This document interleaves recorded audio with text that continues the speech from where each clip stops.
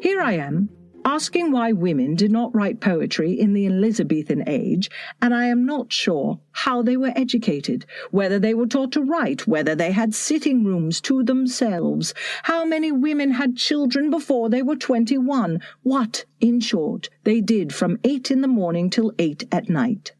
They had no money, evidently.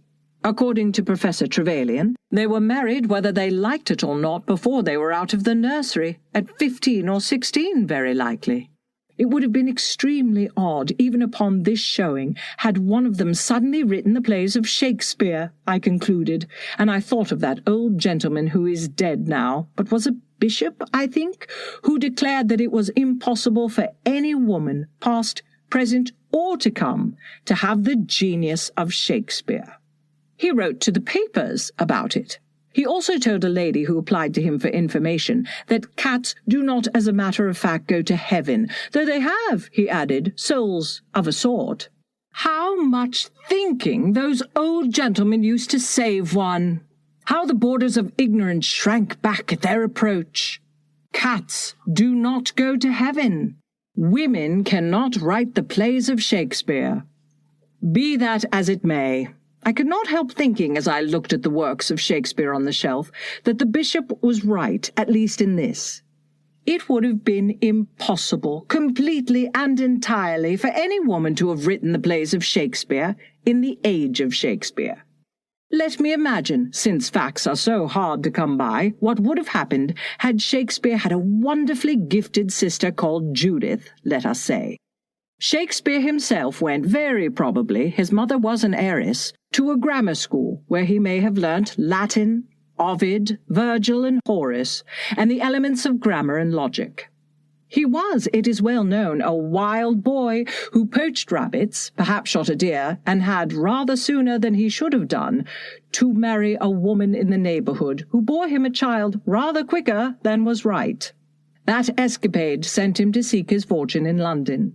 He had, it seemed, a taste for the theatre. He began by holding horses at the stage door. Very soon he got work in the theatre, became a successful actor, and lived at the hub of the universe, meeting everybody, knowing everybody, practicing his art on the boards, exercising his wits in the streets, and even getting access to the palace of the Queen. Meanwhile, his extraordinarily gifted sister, let us suppose, remained at home. She was as adventurous, as imaginative, as agog to see the world as he was, but she was not sent to school. She had no chance of learning grammar and logic, let alone of reading Horace and Virgil. She picked up a book, now and then, one of her brothers perhaps, and read a few pages. But then her parents came in and told her to mend the stockings, or mind the stew, and not moon about with books and papers. They would have spoken sharply but kindly, for they were substantial people who knew the conditions of life for a woman and loved their daughter. Indeed, more likely than not, she was the apple of her father's eye. Perhaps she had scribbled some pages up in an apple loft on the sly, but was careful to hide them or set fire to them. Soon, however, before she was out of her teens, she was to be betrothed to the son of a neighbouring wool-stapler.